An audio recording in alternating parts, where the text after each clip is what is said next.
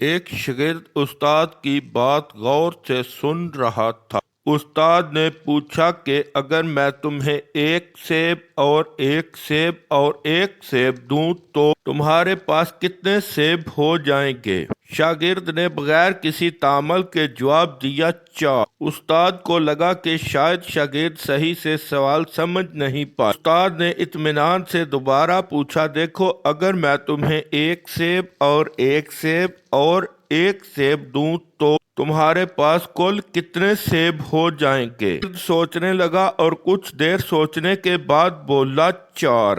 اب استاد کچھ حیران ہوا اور اسے غصے بھی آیا، مگر اس نے دوبارہ سوال کیا۔ اب کی بار شاگرد نے استاد کے چہرے پر پھیلی مایوسی دیکھتے ہوئے کافی سوچ کر جواب دیا اور کہا، 4 سیب۔ استاد کو یاد آیا کہ شاگرد کو لیچی پسند ہے، ہو سکتا ہے اسے سیب پسند نہ ہو اور اس وجہ سے وہ سوال پر فوکس نہ کر پا رہا ہو، لہٰذا استاد نے پوچھا، اچھا بتاؤ اگر میں تمہیں ایک لیچی اور ایک لیچی اور ایک لیچی دوں تو تمہارے پاس کل کتنی ہوں گی؟ شاگرد نے سوچ کر جواب دیا اور سوالیہ انداز میں کہا، 3۔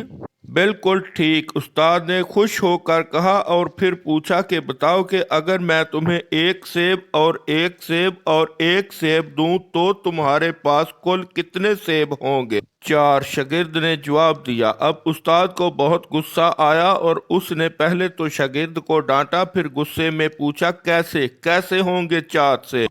شاگرد نے معصومیت سے جواب دیا، کیونکہ ایک سیب میرے بیگ میں پڑا ہوا ہے، اس سے ایک اچھا سبق ملتا ہے۔